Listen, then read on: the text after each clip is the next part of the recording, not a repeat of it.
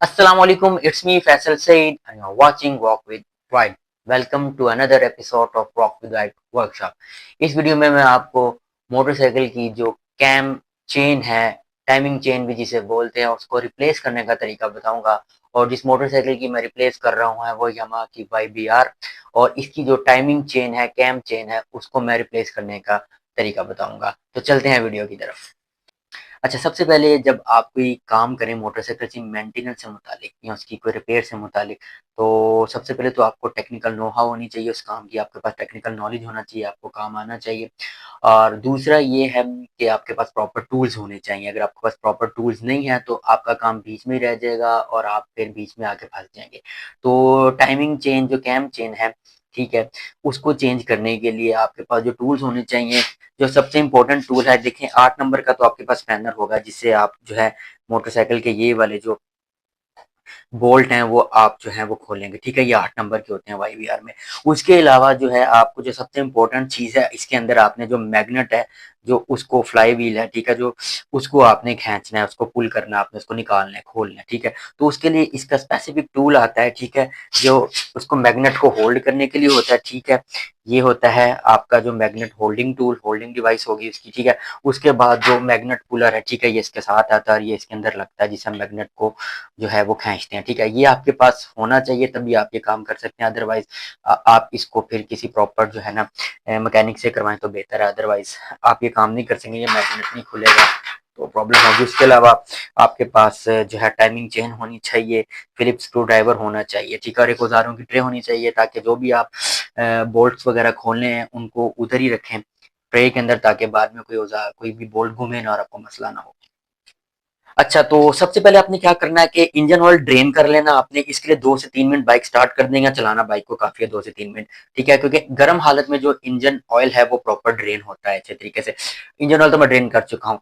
और अच्छा, इसके अंदर अगर आप चाहते हैं कि आप इंजन ऑयल नहीं ड्रेन करना चाहते, तो ये काम आप बगैर इंजन ऑयल ड्रेन किए भी कर सकते हैं। उसके लिए ये है कि आपकी बाइक डबल स्टैंड पे, और डबल स्टैंड का जो लेग आपकी तरफ है, ठीक है, उसके नीचे आप कोई 1/2 इंच से 1 इंच के मोटाई में कोई चीज उसके नीचे रख लें। ठीक है, आप कोई शूज रख सकते हैं उसके नीचे, जूता रख सकते हैं, कोई चीज रख सकते हैं, आप कोई टूल या कोई चीज उसके नीचे रखें, जिससे बाइक थोड़ा सा टिल्ट हो जाएगा और ऑयल जो है वो चैम्बर के दूसरी तरफ चला जाएगा। लेकिन ज्यादा टिल्ट नहीं करना, बाइक गिरने का भी चांस हो सकता है। बस 1/2 इंच इनफ होता है। 1/2 इंच या 1/4 इंच आप कर सकते हैं, यानी कि 6 सूत्र तक आप इसके अंदर कर सकते हैं। मैक्सिमम 1 इंच तक आप इसको उठा लें, तो आप बगैर इंजन ऑयल ड्रेन किए भी ये काम कर सकते हैं। तो उसके बाद इसमें आप देख रहे हैं कि मैंने जो है केम जो चेन टेंशनर है, जो टाइमिंग चेन का टेंशनर है, वो मैंने बड़ा इंस्टॉल किया हुआ है। जो स्टैंडर्ड आता है वो ये साइज आता है। ठीक है, इससे ये था कि आवाज आ रही थी, क्योंकि टाइमिंग चेन अपनी लाइफ पूरी कर चुकी थी, तो उसको मजीद थोड़ा चलाने के लिए मैंने इसको एक्सटेंशन यूज की थी। एक्सटेंडर जो था, यानी कि जिसकी जो स्प्रिंग बड़ी होती है, अब इसका साइज बड़ा, जिससे इसकी टेंशन थोड़ी मजीद उसको ज्यादा मिल जाती है, उससे ज्यादा जो चैन है वो पुश हो जाता है और उसकी आवाज खत्म हो जाती है। तो ये एक टेम्परेरी हल है, आप कर सकते हैं। अगर आप नहीं चेंज करना चाह रहे तो थोड़ी बहुत चलाई जा सकती है, लेकिन मैं रिकमेंड नहीं करूंगा, क्योंकि बेहतर है कि आप इसको रिप्लेस कर लें। तो ये तो मैंने खैर जो था एक्सपेरिमेंट के तौर पे किया था, और मैंने ये तब्दील करने के बाद काफ़ी बाइक चला भी लिया है, मुझे कोई प्रॉब्लम नहीं हुई। लेकिन मैं इसको एहतियाती तौर पे तब्दील कर रहा हूँ, क्योंकि खुदा ना खास्ता मैं भी नेक्स्ट टूर करने जा रहा हूँ फिर से स्कद्दू और गिलगित का। अगर ये टूट जाए, ये टूट भी सकती है, वैसे ऐसा होता तो नहीं, लेकिन अगर लाइफ पूरी हो गई है और ये टूट भी सकती है, इसकी चांसेस हैं कि ये टूट जाए। ठीक है ना, 10 में से आप कह लें कि एक चांस भी है, तो मैं वो रिस्क नहीं लेना चाह रहा कि ये अगर टूट जाए तो फिर ये कि वो खुदा ना खास्ता वो ज्यादा नुकसान करेगी और प्रॉब्लम होगी। फिर अब जब टूर भी होते हैं तो फिर तो वो आपके लिए बहुत इशू होता है। ठीक है, सारा टूर आपका जो है ना वो खराब हो जाता है।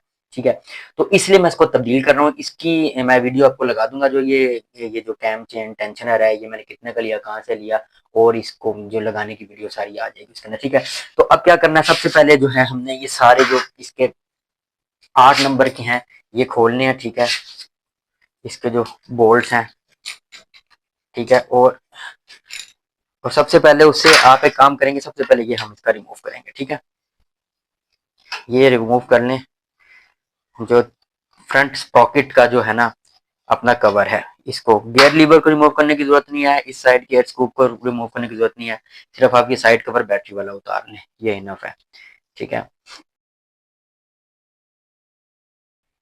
जो टाइमिंग चेन है, इसका काम होता है जो आपकी कैम शाफ्ट है उसको चलाना, क्योंकि ये ओवरहेड कैम शाफ्ट है, इसकी कैम इधर ऊपर होती है, ठीक है।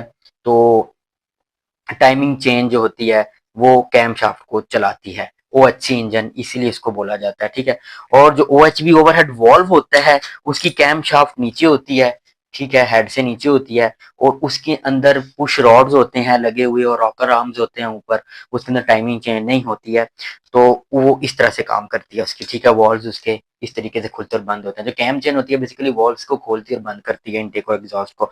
तो जो हमारा CG125 है वो ओवरहेड वॉल्व है, और जो ओवरहेड वॉल्व इंजन होते हैं वो ज्यादा वाइब्रेशंस प्रोड्यूस करते हैं, इतने स्मूथ नहीं होते, पुरानी टेक्नोलॉजी है, और इतने फ्यूल एफिशिएंट भी नहीं होते हैं। बस ये है कि उसमें आप ये समझ लें कि ये टाइमिंग चेन का खर्चा नहीं होता, उसमें ये आपको फायदा हो जाता है।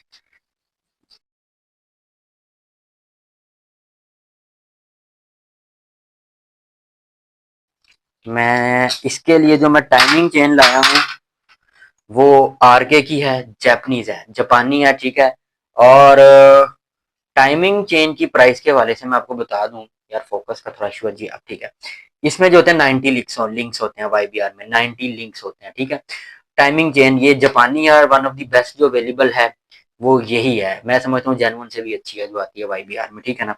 और ये जो है अल्लाह आपका भला करे जी। टाइमिंग चेन स्टार्ट होती है 280 रुपए से, ठीक है। मार्केट में अगर आप चले जाएं लाहौर में मैक्लोर रोड, तो चाइना की 280, 380, 450 की भी है।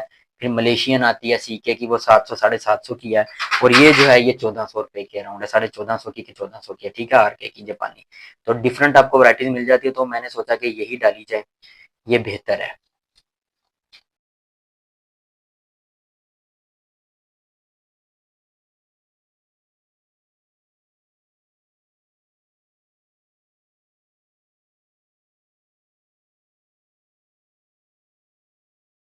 आ गया जी। इसका ओरिंग ठीक है यार, क्योंकि इधर अगर मट्टी आएगी इधर इधर एरिया में, इधर इधर कचरा होगा, देखें साफ निकला है। वैसे भी मैं अपनी बाइक मेंटेन करता रहता हूँ, साफ करता रहता हूँ, लेकिन यह कि ये सारा जो है ना, इसकी वजह से, इसका मतलब ओरिंग इसकी ठीक है, इसमें ये ओरिंग होती है, खराब होती है उधर आपको कचरा ऑयल मिलेगा, क्योंकि ऑयल के साथ मिट्टी लगेगी तो वो कचरा होगा इधर, ठीक है।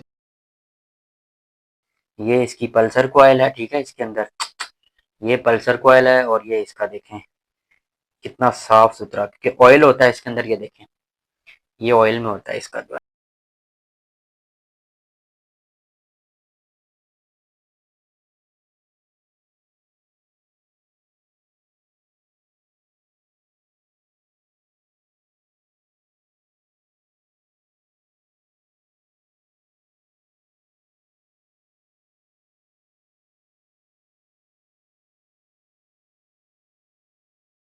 अब मैं सोच रहा हूँ कि मैं इसमें वापस ये वाली लगाऊं या फिर ये वाली लगाऊं, ठीक है।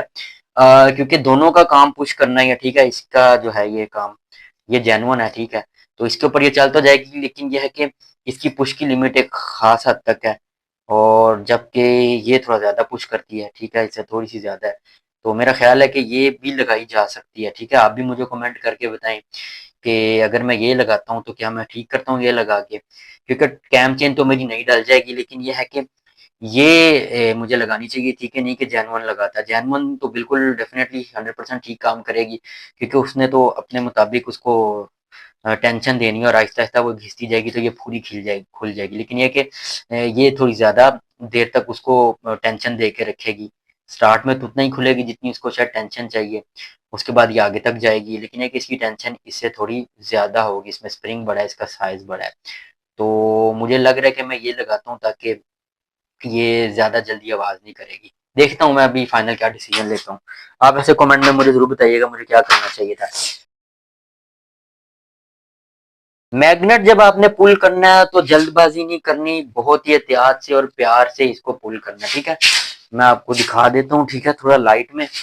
ये जो सारा सिस्टम है इसको आपने बड़े एहतियात से करना है, क्योंकि ये जब मैग्नेट बाहर आएगा तो इसके अंदर इसके वेट होते हैं, वेट रॉड होते हैं, ठीक है, स्प्रिंग होती है, वो नहीं गिरनी चाहिए इसके अंदर। उसके बाद इतनी सी पिन लगी होती है, जब ये इसके ऊपर चढ़ता है वो पिन होती है वो भी नहीं घुमानी, हालांकि वो इतनी सी पिन है, वो उसके ऊपर वैसे ही रखी होती है, इसके अंदर आती है, कट के अंदर कट बना होता है अंदर, वो भी नहीं घूमनी चाहिए। वॉशर वगैरह उसमें होती है, तो बड़े प्यार से तरीके से, जल्दबाजी नहीं करनी कि पकड़ के नीचे उतार लिया, क्योंकि ये चीजें एकदम से नीचे गिरेंगी और अगर इधर उधर घूम गई ना, तो मुझे तो बड़ा वो होती है, टेंशन होती है कि यार काम सारा खराब हो जाता है आपका। ठीक है, अब इसको थोड़ा सा आपने टाइट करते जाना है। ठीक है, बहुत आराम आराम से, जल्दबाजी नहीं करनी, क्योंकि इसने एकदम से बाहर आ जाना। ये देखें कितने आराम से बाहर आ गया। तो ये इस टूल की वजह से हुआ, इसी टूल का ही काम है सारा। अगर ये टूल आपके पास नहीं है तो फिर आप ये काम नहीं कर सकते। इसके पीछे गरारी भी लगी होगी। ठीक है, बिस्मिल्लाह पढ़, इसको उतार, बिस्मिल्लाह बिस्मिल्लाह बिस्मिल्लाह, आराम से आराम से।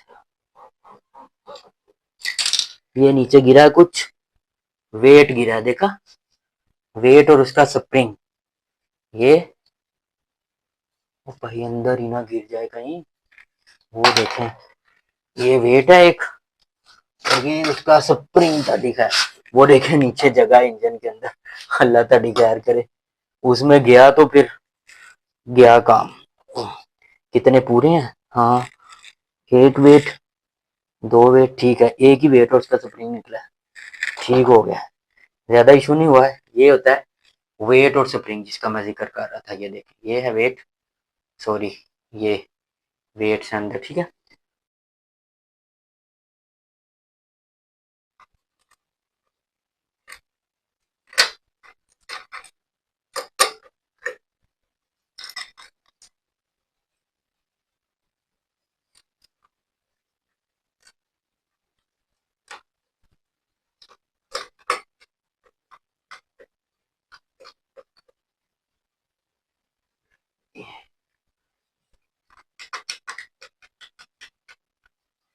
जी, ये टाइमिंग चेन अपनी जगह बैठ गया, लेकिन इसकी टाइम फिलहाल इसको मैं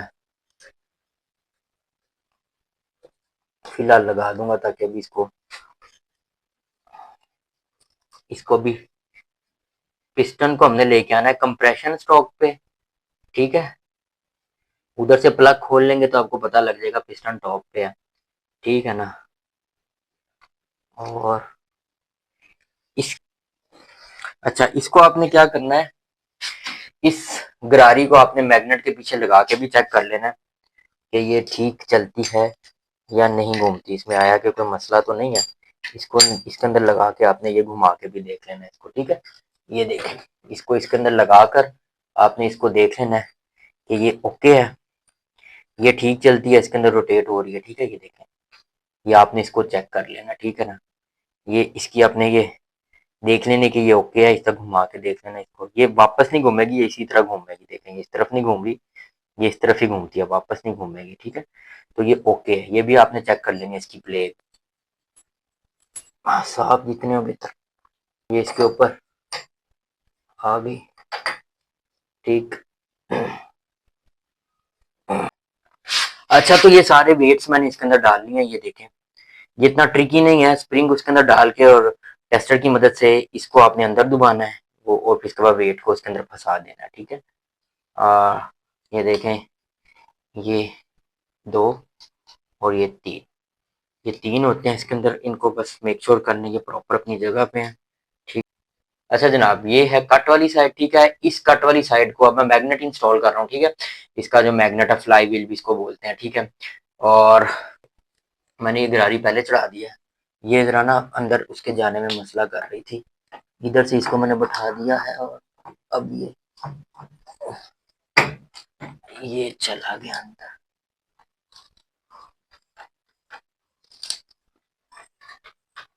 अब जो इसकी टाइमिंग एडजस्ट करनी है, उसके लिए आपने क्या करना है कि ये फ्लाई व्हील को आपने घुमा कर, ठीक है, ये फ्लाई व्हील जो है इसका मैग्नेट, ठीक है, इसको आपने घुमा कर, ठीक है, इसको, इसमें ये देखें एक एच मार्क होगा, ये एच टाइप का मार्क होगा, और एक होगा ये फर्स्ट नंबर पे, एक सेकंड में फोकस का शो आपको कर दूँ। ये देखें, एक एच मार्क है और एक ये ले फर्स्ट पे एक मार्क है इसके अंदर। ठीक है, ये जो पॉइंटर है यहाँ पर ये लगा हुआ, ये वाला पॉइंटर आपने इसके बीच में इसको अलाइन करना है। ठीक है, इसको आपने इसके बीच में अलाइन करना है, ठीक है।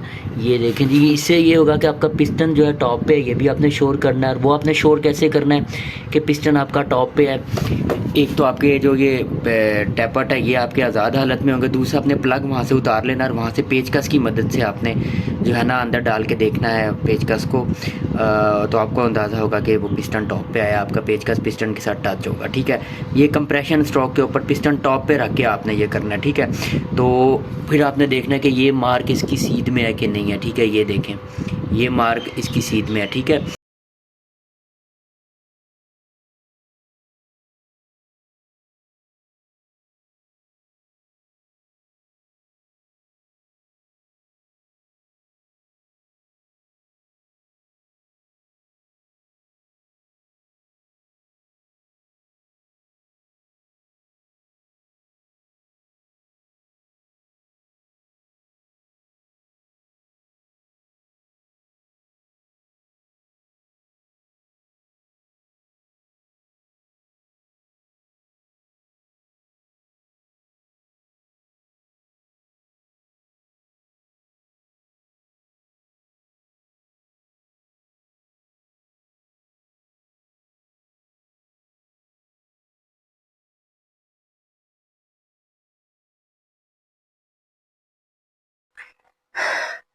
That's about it. अपना ख्याल रखिएगा, दुआ में याद रखिएगा। टेक केयर, अल्लाह हाफिज and always rock with your wife.